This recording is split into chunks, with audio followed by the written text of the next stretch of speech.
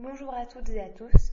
Le thème de ma présentation porte sur la myasthénie grave, maladie neurologique révélée notamment par une diplopie intermittente et une profonde fatigue physique. Tout d'abord, qu'est-ce que la myasthénie? La myasthénie est une maladie auto-immune touchant les récepteurs nicotiniques de l'acétylcholine au niveau de la jonction neuromusculaire, perturbant ainsi la transmission entre les neurones moteurs et les muscles squelettiques. Alors, que veut-on dire quand on parle d'auto-immune? Dans le sang des patients myasthéniques, il y a des anticorps dirigés contre les récepteurs à acétylcholine au niveau de la jonction neuromusculaire. Ces patients présentent donc des anticorps dirigés contre leur propre système.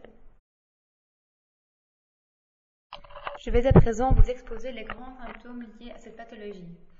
Il s'agit principalement d'un affaiblissement et d'un épuisement excessivement rapide des muscles volontaires.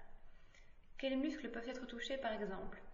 D'abord les muscles de la paupière, ce qui va générer un ptosis. Un ptosis consiste en un abaissement des paupières supérieures. Elle peut également toucher les muscles oculomoteurs, droits médiaux et droits latéraux. Cela va générer une diplopie horizontale intermittente. Mais qu'est-ce que la diplopie? Il s'agit d'une vision double liée à une mauvaise coordination des muscles abducteurs et adducteurs du globe oculaire. Comment le médecin peut-il vite s'en rendre compte?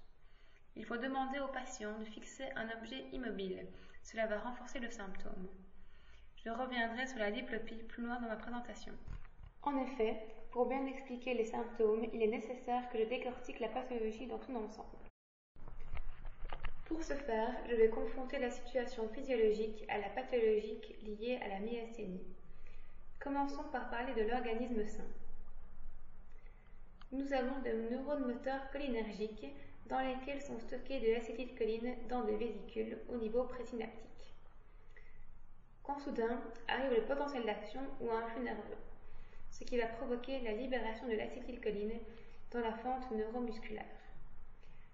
L'acétylcholine ainsi libérée va se fixer sur les récepteurs nicotiniques des muscles striés volontaires, provoquant ainsi leur contraction.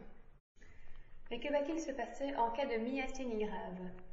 Les anticorps dirigés contre les récepteurs nicotiniques des muscles striés vont provoquer une réponse immunitaire, faisant chuter le nombre de récepteurs nicotiniques.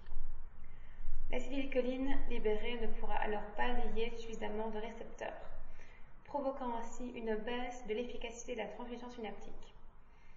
Ainsi, il n'y aura plus de dépolarisation au niveau musculaire, donc plus de contraction, ce qui va générer une faiblesse. Comme dit précédemment, je vais maintenant revenir sur l'explication de la diplopie horizontale. Dans le regard droit horizontal, les mouvements conjugués des deux yeux sont assurés par deux muscles oculomoteurs. Le droit latéral ou externe, innervé par le nerf 4, est abducteur du globe oculaire, tandis que le droit médial ou interne, innervé par le nerf 3, va avoir un rôle d'adduction du globe oculaire. Quand un individu est atteint de myasthénie, ses muscles droits médiaux et latéraux seront dysfonctionnels, et dès lors, leur coordination ne sera plus bonne. La conséquence de cela est qu'un même objet ne pourra se projeter sur les régions homonymes des deux rétines. Le parallélisme sera ainsi perdu et le patient présentera une vision double ou diplopie. Que peut-on alors faire pour ces patients? Le traitement consiste en une administration de pyridoximine. Il s'agit d'un inhibiteur de l'acétylcholine estérase. Mais qu'est-ce que l'acétylcholine estérase? Il s'agit d'une enzyme dont le rôle est de dégrader l'acétylcholine dans la jonction neuromusculaire. Dès lors, que se passe-t-il si cette enzyme est inhibée? On assiste à une hausse de la concentration en acétylcholine dans la fente synaptique, générant ainsi une activation plus efficace des récepteurs nicotiniques musculaires n'ayant pas été au préalable détruits par le système immunitaire. Cela va alors améliorer la faiblesse musculaire. Mais ce traitement peut provoquer des complications.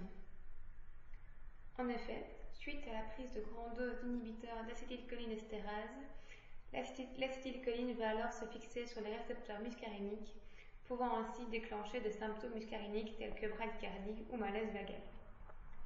Il est dès lors nécessaire de bloquer ces récepteurs muscaréniques, mais comment faire? Par la prise d'atropine sulfatée. Quelle sera l'action de cette atropine sulfatée? Elle est essentiellement anticholinergique. Ça va bloquer les récepteurs musculaires à acétylcholine et dès lors, la réponse sympathique va lutter contre les symptômes muscarinés.